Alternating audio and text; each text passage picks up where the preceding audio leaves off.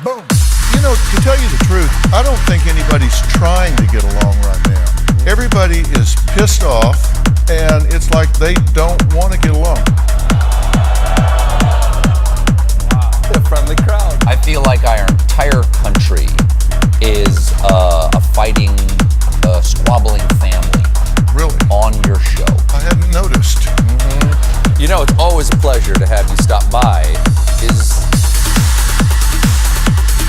What can we do? Heal a nation for us, Dr. Phil. What do we need to do to heal the divide in America? Or is it time to break up? I don't think it's time to break up. All right, then. Because I'm from Texas, and you know where Texas would go if they secede. We would be on the other side of the damn wall. 11 days. 11! The presidency is supposed to age the president, not the public.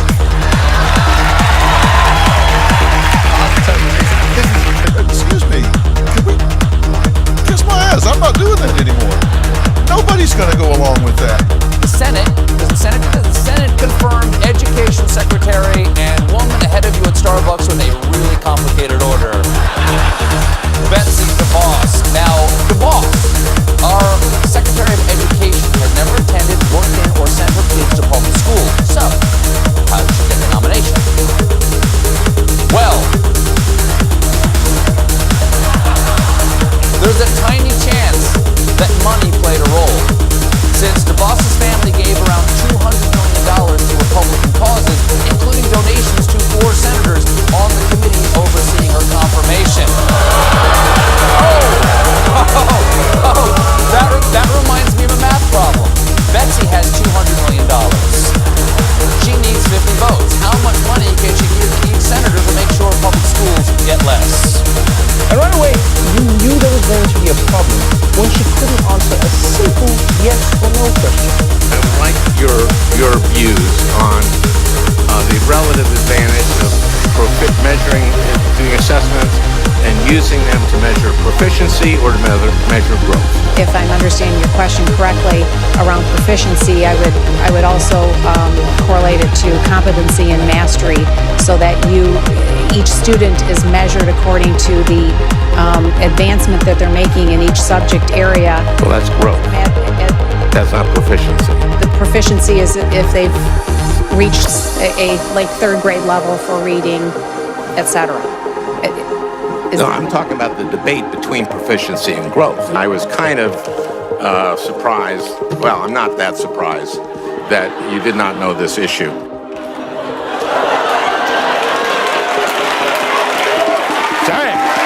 Mrs. DeVos, there is a growing fear, I think, in this country that we are moving toward what some would call an oligarchic form of society. Would you be so kind as to tell us how much money your family has contributed to the Republican Party over the years? I wish I could give you that number.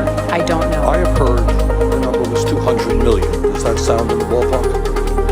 Collectively, between over the the years, entire family, that's possible. Do you think if your family has not made hundreds of millions of dollars of contributions to the Republican Party, that you would be sitting here today? Why is this happening? But, no. Listen, anytime there's a dispute, and I've done this is what I do. In your statement, you say, and I quote, students should make informed choices about what type of education they want to pursue and have access to high-quality options. Some of us believe that we should make public colleges and universities tuition-free so that every young person in this country, regardless of income, does have that option. That's not the case today. Will you work with me and others to make public colleges and universities tuition-free through federal and state efforts? Senator, I think that's a really interesting idea, and it's really great to consider and think about. But I think we also have to consider the fact that there's nothing in life that's truly free. Somebody's going to pay for it, and so... Yes, you're right.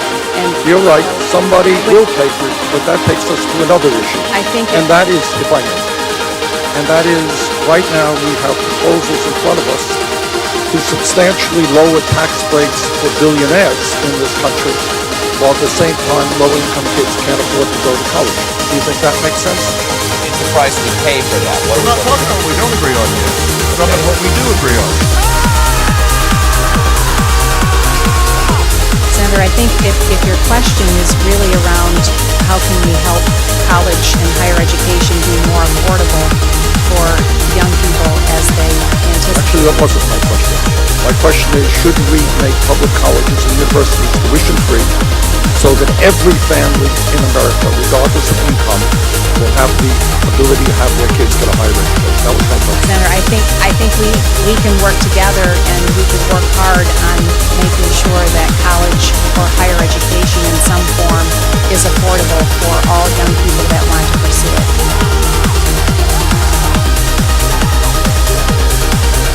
I'm not sure But that it's not a that's part question of of the an education. opportunity. It's a question of being able, very often my Republican friends talk about opportunity. It's not a question of opportunity. It's a question of being able to afford it. Money!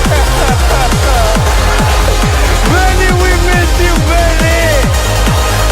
Why didn't we listen, Money? Oh, Money! Well, I would look forward to helping that mom get a quality education for their child or their children so that they could look forward to a bright and hopeful future. Thank you very much. Accountability! Republicans put everything on the line on this one. This was the hill to die on. For Republicans, clearly, nothing is more important than getting the right leader for the Department of Education, which today they introduced a bill to eliminate. Congratulations, Betsy. You're the new pilot of the Hindenburg. Got a light? A lot of killers. We got a lot of killers. Why, you think our country's so innocent?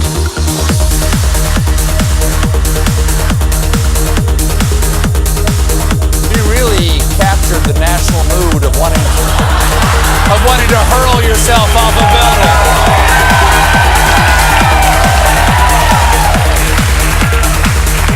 The land of the free and the home of the brave.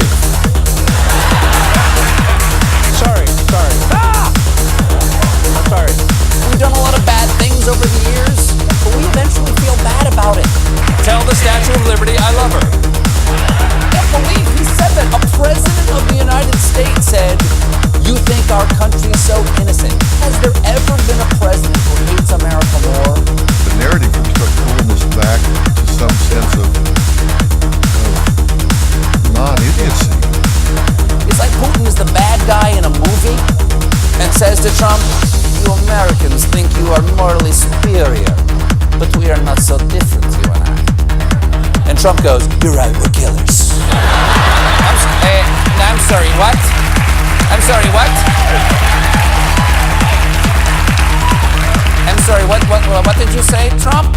We're killers too. I'll help you kill everybody. Okay, that's not usually what the guy says back to me. This is creeping me out. I'm gonna go right now, okay? Listen, this is America. You can do that if you want to.